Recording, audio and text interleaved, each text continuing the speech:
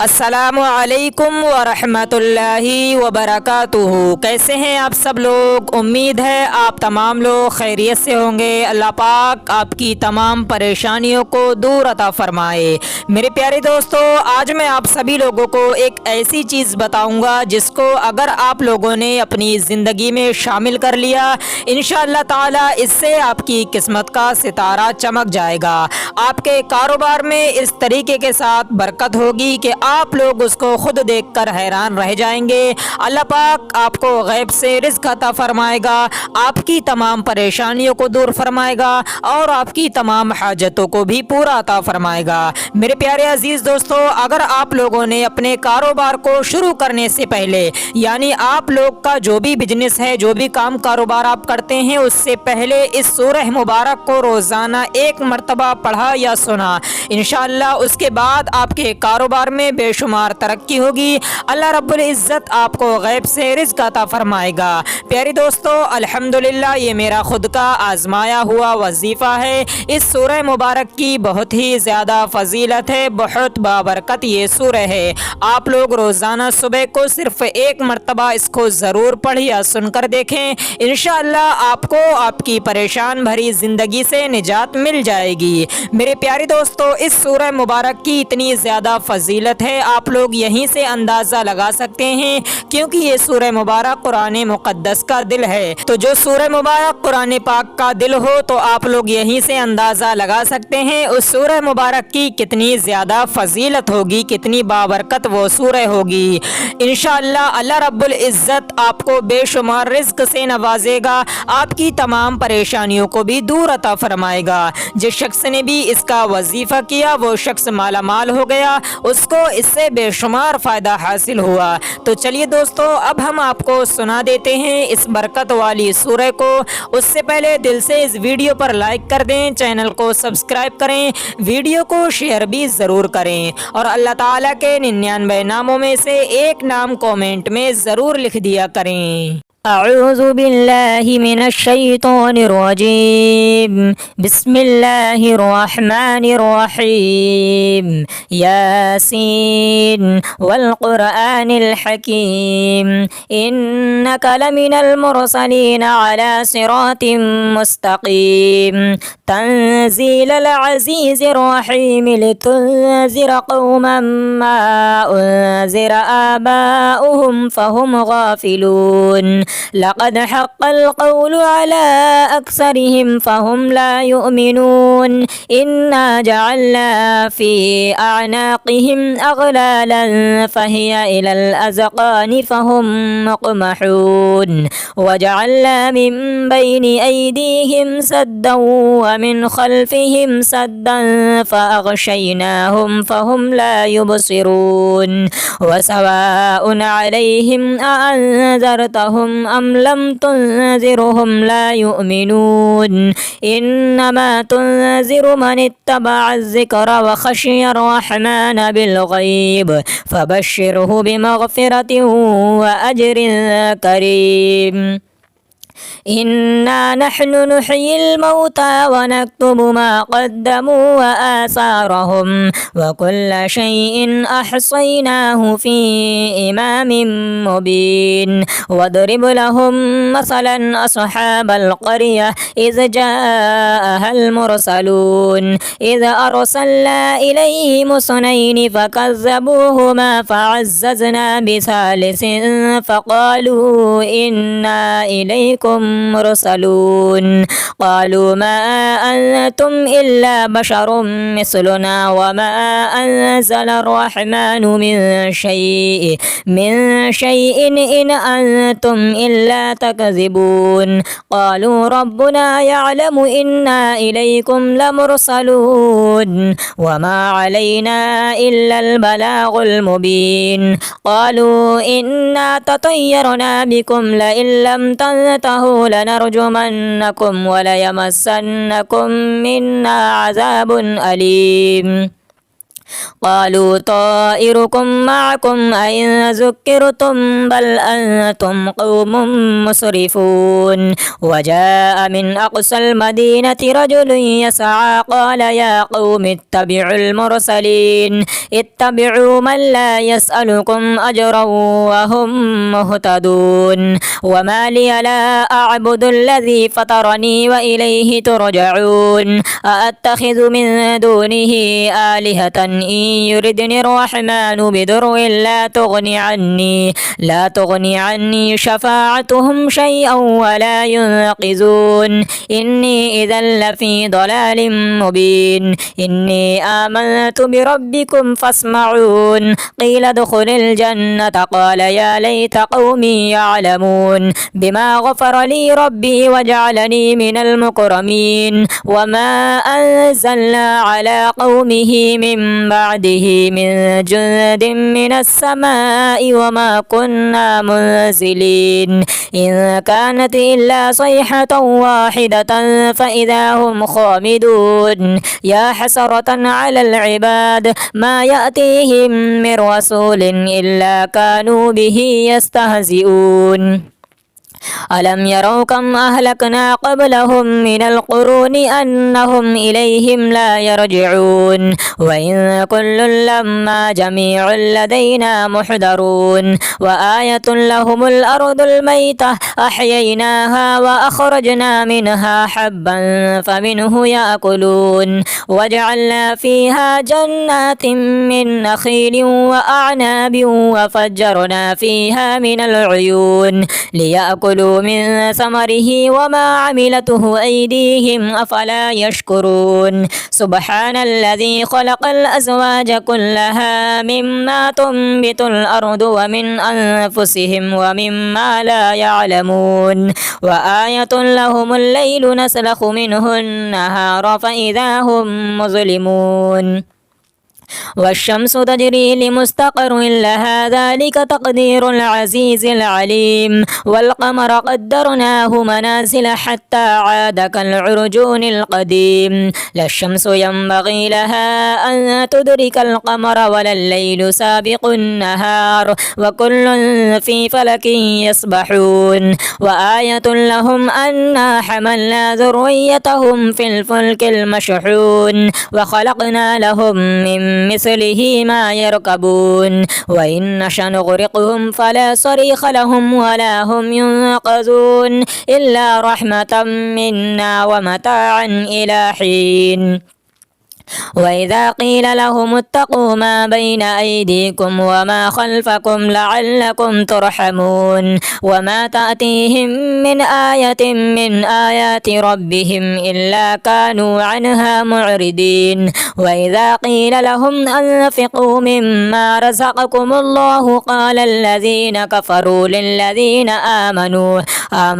أنطعم من لو يشاء الله وطعمه إن أنتم إلا في ضلال مبين ويقولون متى هذا الوعد إن كنتم صادقين ما ينظرون إلا صيحة واحدة تأخذهم وهم يخصمون فلا يستطيعون توصية ولا إلى أهلهم يرجعون ونفخ في الصور فإذا هم من الأجداث إلى ربهم ينسلون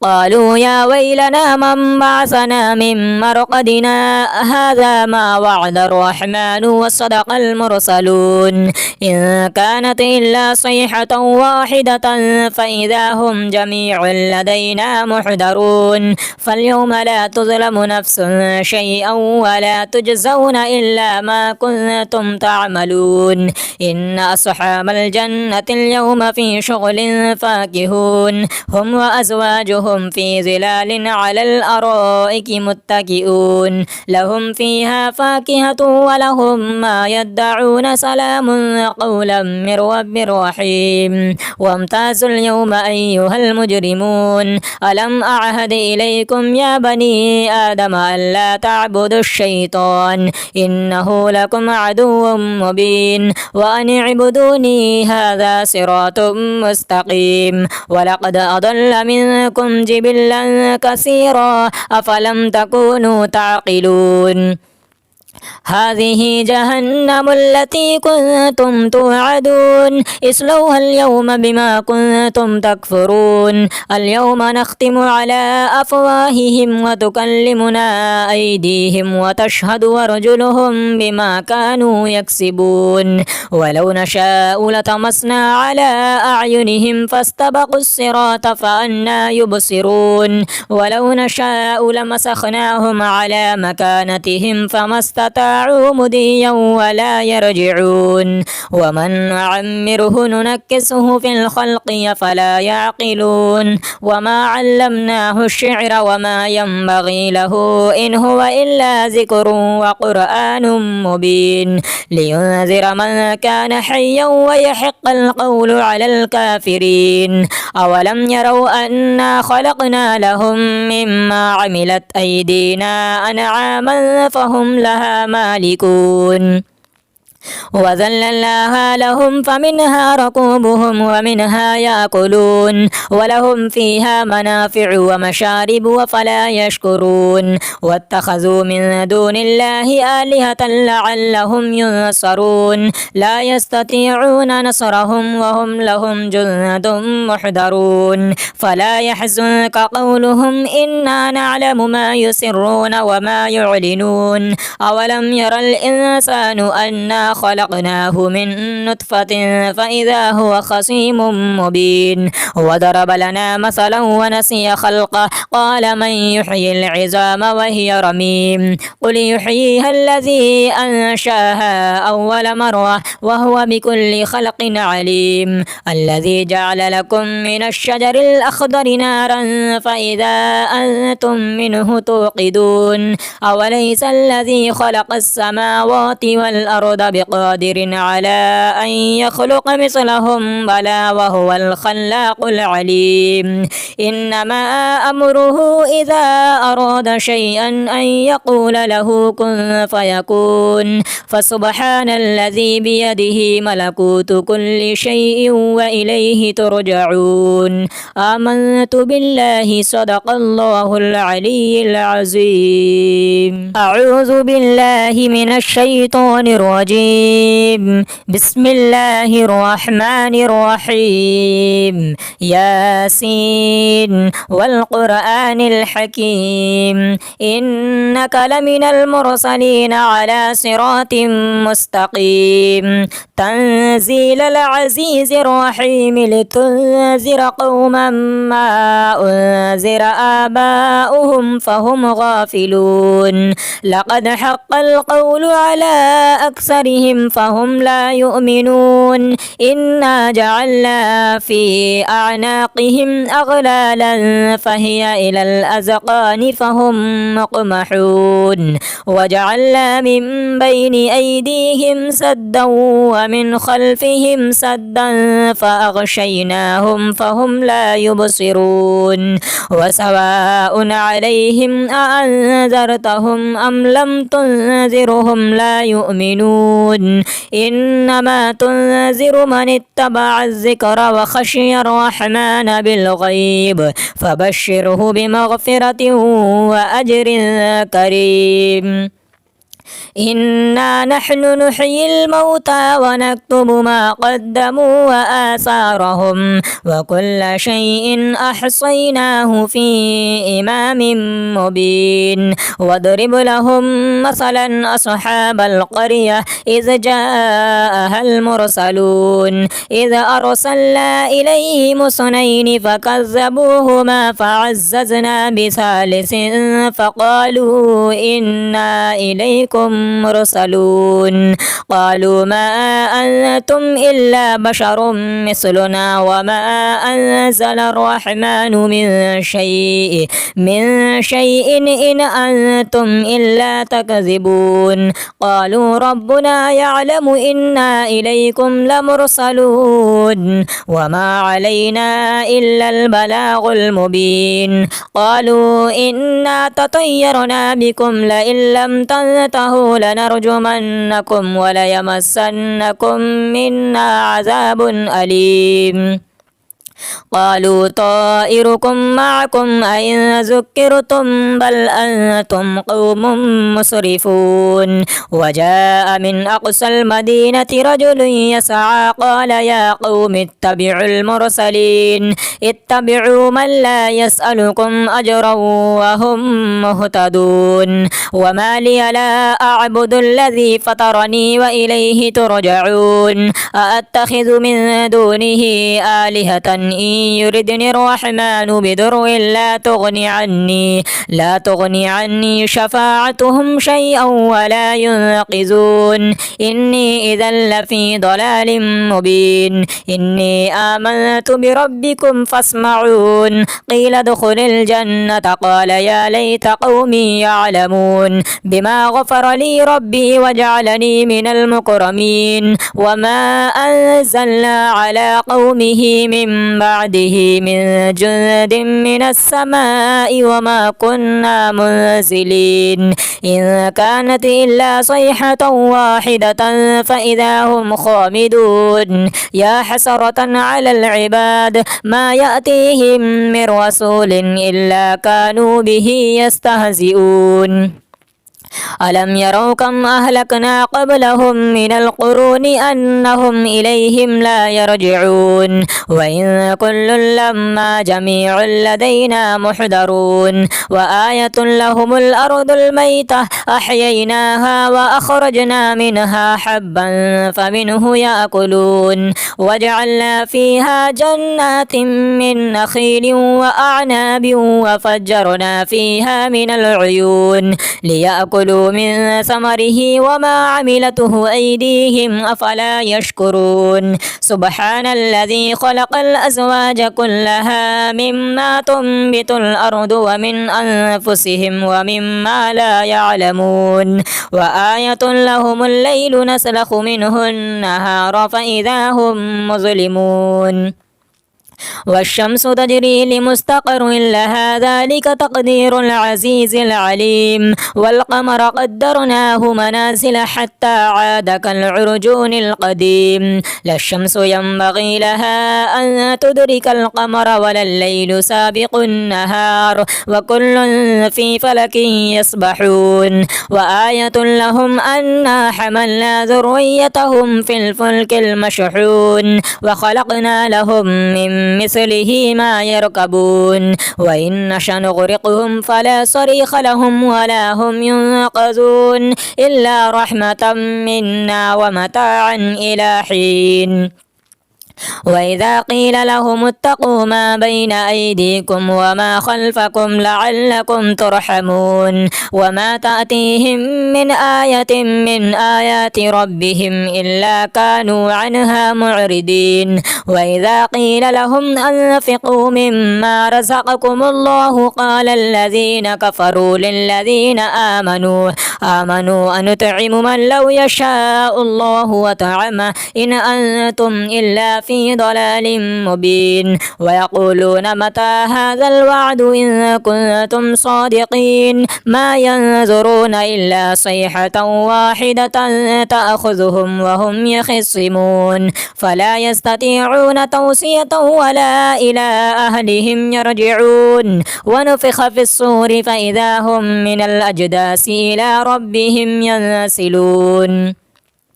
قالوا يا ويلنا من بعثنا من مرقدنا هذا ما وعد الرحمن وصدق المرسلون. إن كانت إلا صيحة واحدة فإذا هم جميع لدينا محضرون. فاليوم لا تظلم نفس شيئا ولا تجزون إلا ما كنتم تعملون. إن أصحاب الجنة اليوم في شغل فاكهون هم وأزواجهم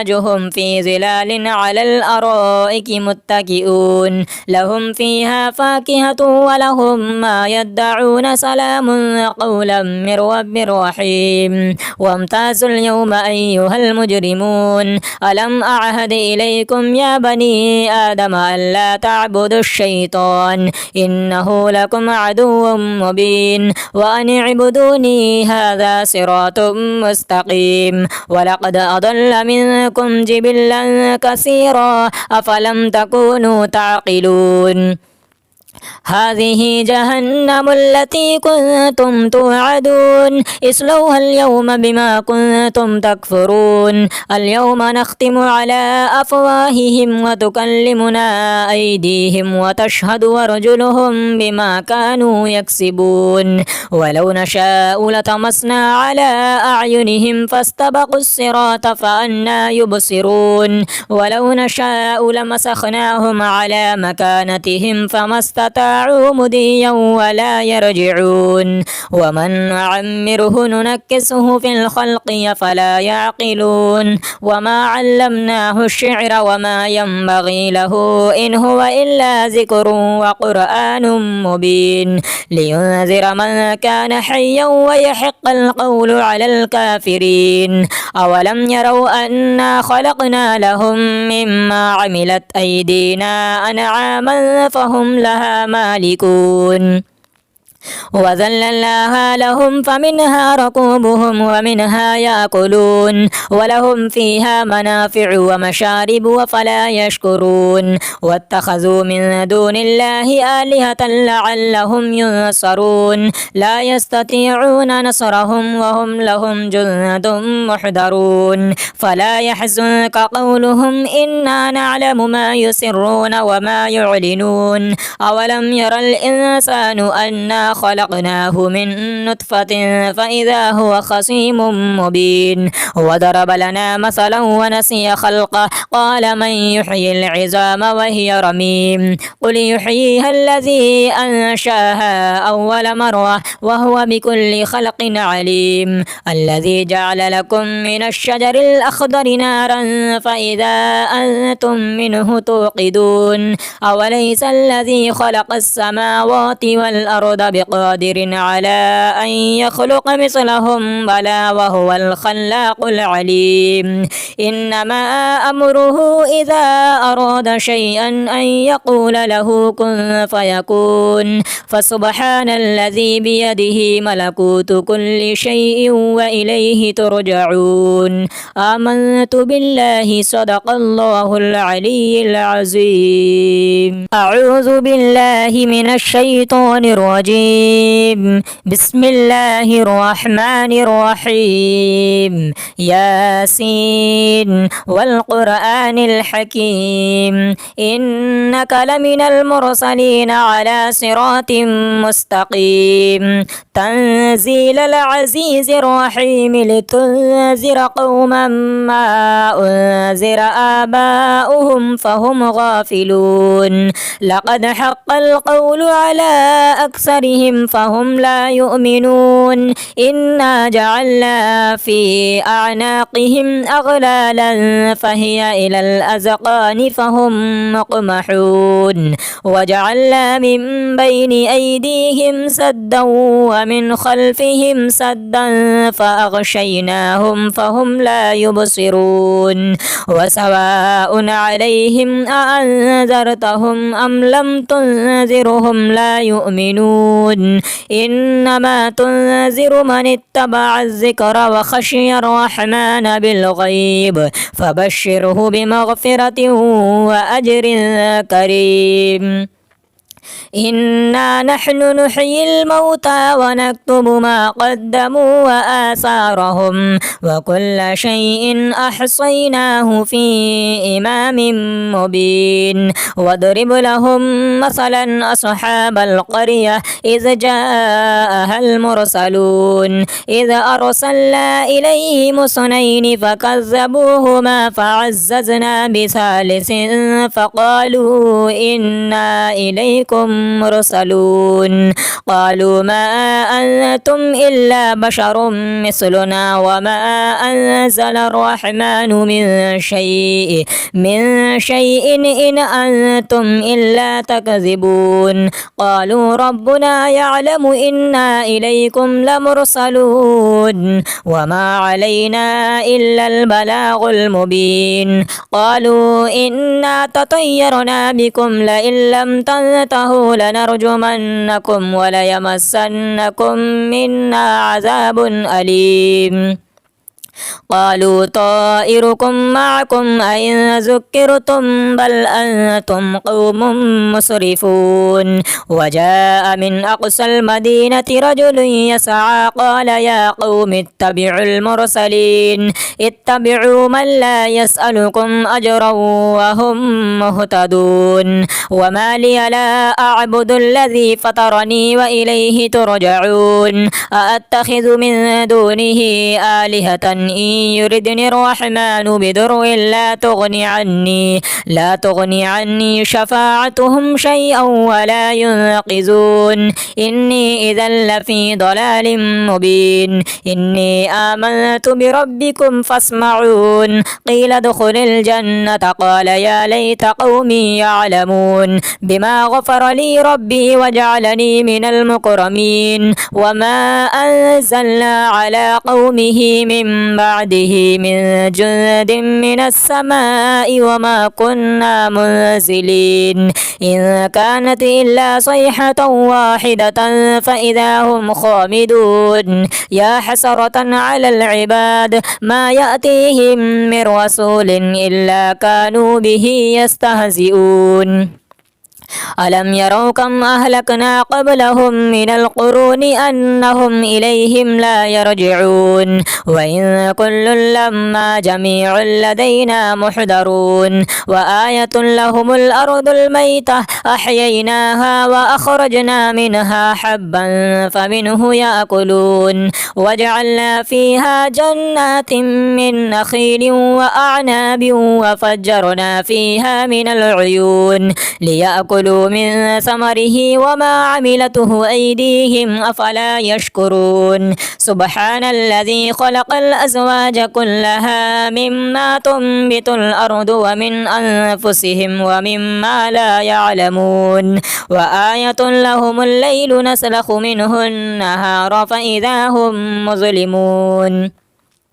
والشمس تجري لمستقر لها ذلك تقدير العزيز العليم. والقمر قدرناه منازل حتى عاد كالعرجون القديم. لا الشمس ينبغي لها أن تدرك القمر ولا الليل سابق النهار وكل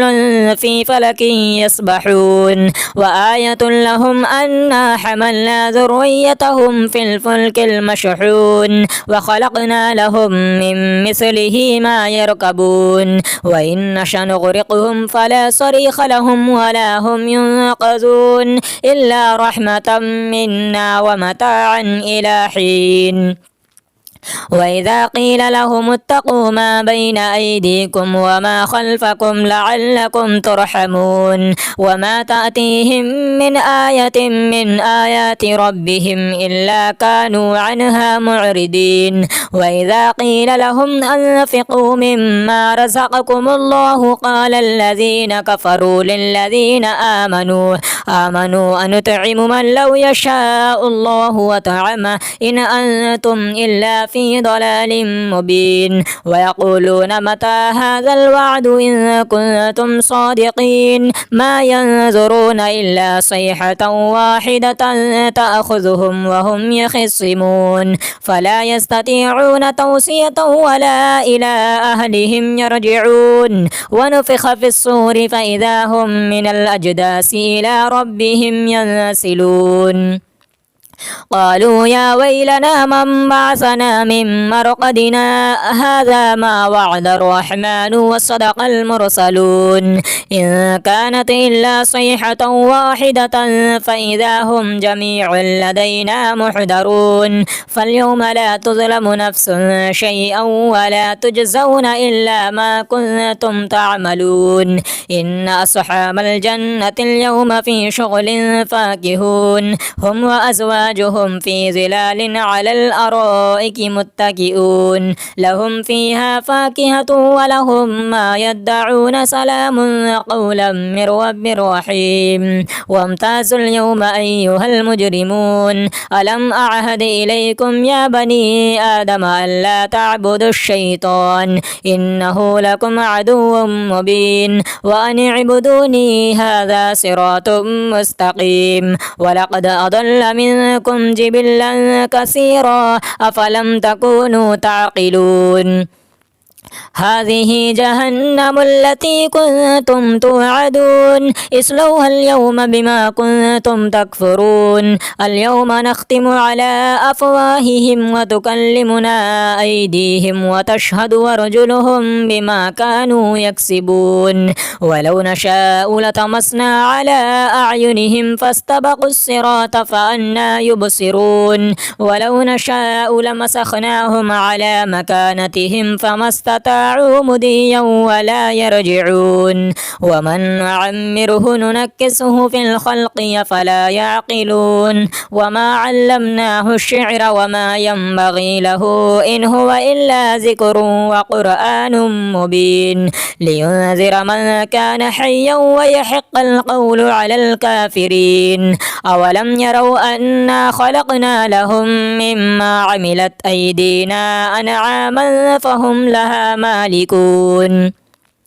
وذللناها لهم فمنها ركوبهم ومنها يأكلون ولهم فيها منافع ومشارب وفلا يشكرون واتخذوا من دون الله آلهة لعلهم ينصرون لا يستطيعون نصرهم وهم لهم جند محضرون فلا يحزنك قولهم إنا نعلم ما يسرون وما يعلنون أولم ير الإنسان أنا خلقناه من نطفة فإذا هو خصيم مبين وضرب لنا مثلا ونسي خلقه قال من يحيي العظام وهي رميم قل يحييها الذي أنشاها أول مرة وهو بكل خلق عليم الذي جعل لكم من الشجر الأخضر نارا فإذا أنتم منه توقدون أوليس الذي خلق السماوات والأرض بقادر على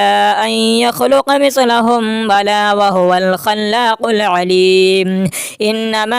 أمره إذا أراد شيئا أن يقول له كن فيكون فسبحان الذي بيده ملكوت كل شيء وإليه ترجعون آمنت بالله صدق الله العلي العظيم أعوذ بالله من الشيطان الرجيم بسم الله الرحمن الرحيم ياسين والقرآن الحكيم إنك لمن المرسلين على صراط مستقيم تنزيل العزيز الرحيم لتنذر قوما ما أنذر آباؤهم فهم غافلون لقد حق القول على أكثرهم فهم لا يؤمنون إنا جعلنا في أعناقهم أغلالا فهي إلى الأذقان فهم مقمحون وجعلنا من بين أيديهم سدا ومن خلفهم سدا فأغشيناهم فهم لا يبصرون وسواء عليهم أأنذرتهم أم لم تنذرهم لا يؤمنون إنما تنذر من اتبع الذكر وخشي الرحمن بالغيب فبشره بمغفرة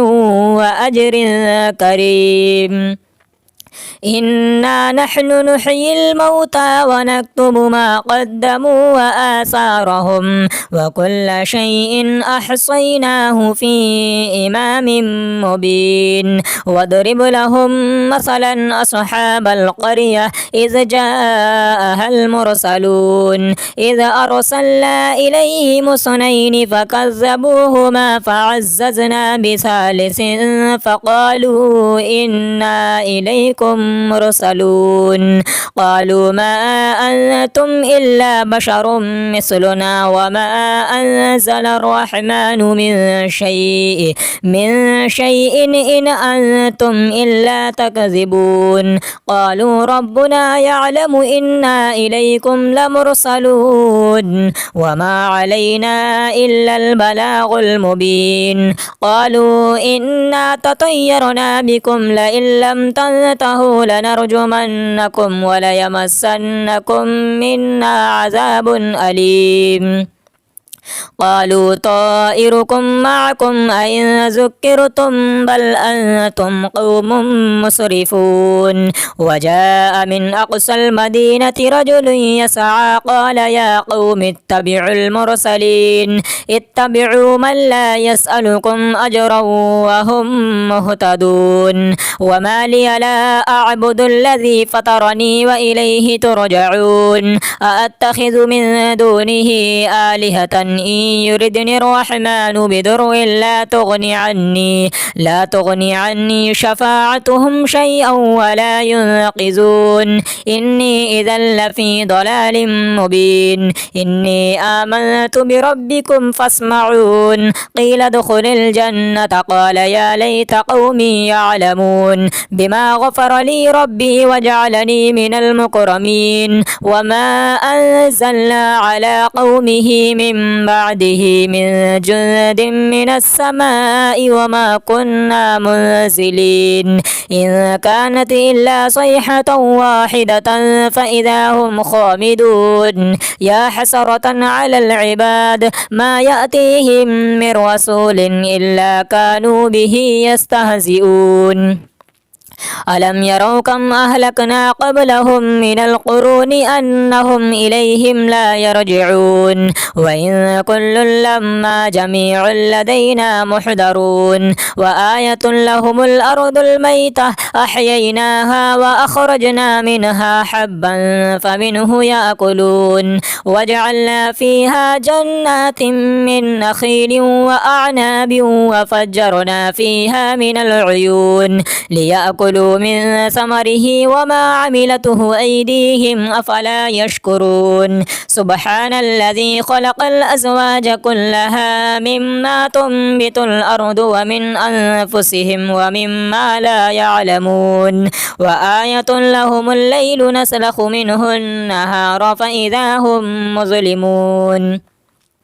والشمس تجري لمستقر لها ذلك تقدير العزيز العليم والقمر قدرناه منازل حتى عاد كالعرجون القديم لا الشمس ينبغي لها أن تدرك القمر ولا الليل سابق النهار وكل في فلك يسبحون وآية لهم أنا حملنا ذريتهم في الفلك المشحون وخلقنا لهم من مثله ما يركبون وإن نشأ نغرقهم فلا صريخ لهم ولا هم ينقذون إلا رحمة منا ومتاعا إلى حين وإذا قيل لهم اتقوا ما بين أيديكم وما خلفكم لعلكم ترحمون وما تأتيهم من آية من آيات ربهم إلا كانوا عنها معرضين وإذا قيل لهم أنفقوا مما رزقكم الله قال الذين كفروا للذين آمنوا أنطعم من لو يشاء الله وطعمه إن أنتم إلا في ضلال مبين ويقولون متى هذا الوعد إن كنتم صادقين ما ينظرون إلا صيحة واحدة تأخذهم وهم يخصمون فلا يستطيعون توصية ولا إلى أهلهم يرجعون ونفخ في الصور فإذا هم من الأجداث إلى ربهم ينسلون قالوا يا ويلنا من بعثنا من مرقدنا هذا ما وعد الرحمن وصدق المرسلون إن كانت إلا صيحة واحدة فإذا هم جميع لدينا محضرون فاليوم لا تظلم نفس شيئا ولا تجزون إلا ما كنتم تعملون إن أصحاب الجنة اليوم في شغل فاكهون هم وأزواجهم في ظلال على الأرائك متكئون لهم فيها فاكهة ولهم ما يدعون سلام قولا من رب رحيم وامتازوا اليوم أيها المجرمون ألم أعهد إليكم يا بني آدم ألا تعبدوا الشيطان إنه لكم عدو مبين وأن اعبدوني هذا صراط مستقيم ولقد أضل منكم جبلا كثيرا أفلم تكونوا تعقلون هذه جهنم التي كنتم توعدون اصلوها اليوم بما كنتم تكفرون اليوم نختم على أفواههم وتكلمنا أيديهم وتشهد أرجلهم بما كانوا يكسبون ولو نشاء لطمسنا على أعينهم فاستبقوا الصراط فأنى يبصرون ولو نشاء لمسخناهم على مكانتهم فما استطاعوا مضيا ولا يرجعون ومن نعمره ننكسه في الخلق فلا يعقلون وما علمناه الشعر وما ينبغي له إن هو إلا ذكر وقرآن مبين لينذر من كان حيا ويحق القول على الكافرين أولم يروا أنا خلقنا لهم مما عملت أيدينا أنعاما فهم لها مالكون وذللناها لهم فمنها ركوبهم ومنها يأكلون ولهم فيها منافع ومشارب وفلا يشكرون واتخذوا من دون الله آلهة لعلهم ينصرون لا يستطيعون نصرهم وهم لهم جند محضرون فلا يحزنك قولهم إنا نعلم ما يسرون وما يعلنون أولم ير الإنسان أنا خلقناه من نطفة فإذا هو خصيم مبين وضرب لنا مثلا ونسي خلقه قال من يحيي العظام وهي رميم قل يحييها الذي أنشاها أول مرة وهو بكل خلق عليم الذي جعل لكم من الشجر الأخضر نارا فإذا أنتم منه توقدون أوليس الذي خلق السماوات والأرض بقادر على أن يخلق مثلهم بلى وهو الخلاق العليم إنما أمره إذا أراد شيئا أن يقول له كن فيكون فسبحان الذي بيده ملكوت كل شيء وإليه ترجعون آمنت بالله صدق الله العلي العظيم.